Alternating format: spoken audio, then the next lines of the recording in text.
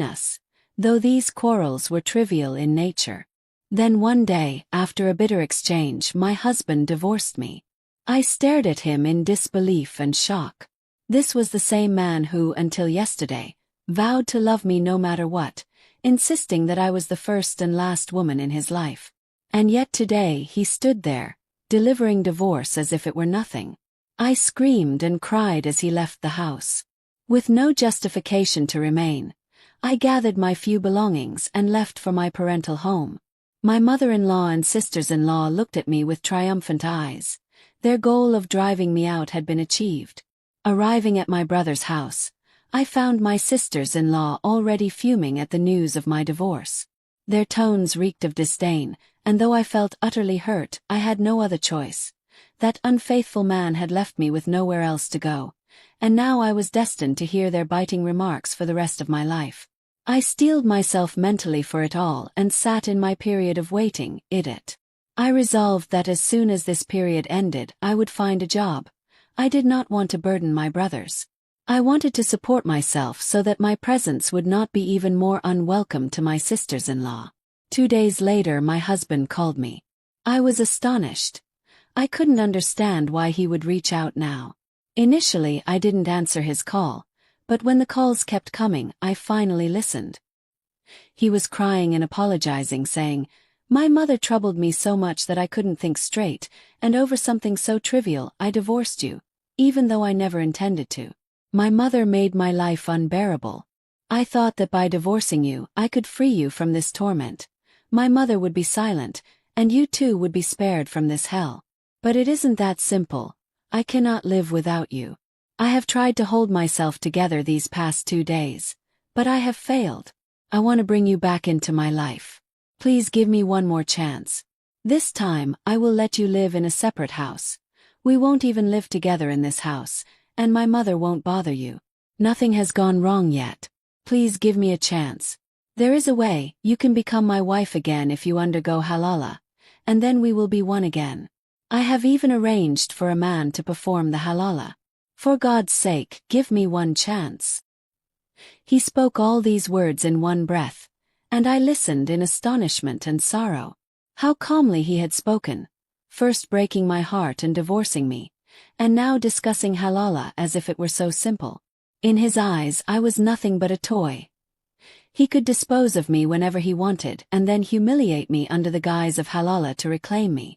Enraged, I ended the call, deciding that under no circumstances would I ever accept his terms.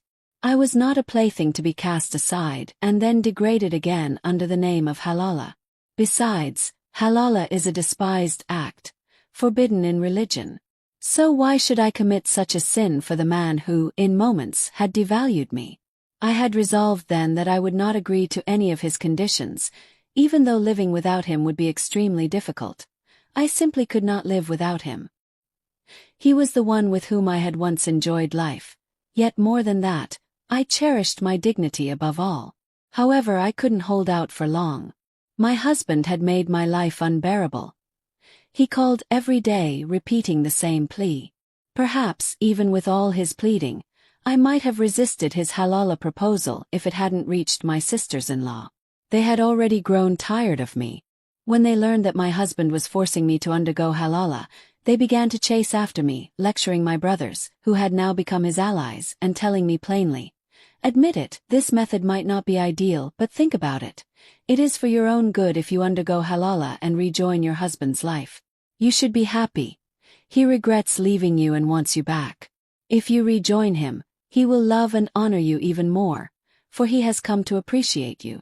You cannot live alone forever, and trying to remarry on your own will be even more difficult.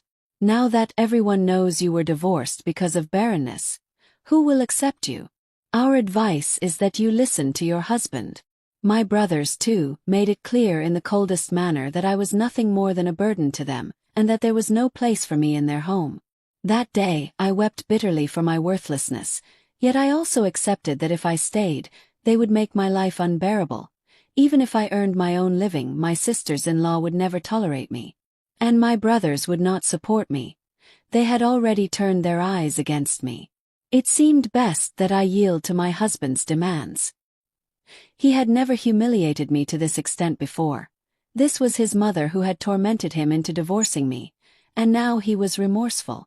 Reluctantly, I accepted his words and agreed to undergo halala. Upon hearing my acquiescence, he became very happy and came to fetch me. I didn't ask who he would have me undergo halala with. Whoever it was, it made no difference. But I was utterly shocked when my husband said he would take me to that wrestler, the very man who secretly performed halala, treating it as a business by taking money for it. I had also heard that any woman who underwent halala with that wrestler became barren. I was already suffering the humiliation of barrenness, and if I underwent halala with him, my infertility would be guaranteed. I became frantic and began to resist my husband, telling him firmly, I will not undergo halala with him. I am willing to undergo halala, but not with that wrestler. He should arrange for another man to perform it.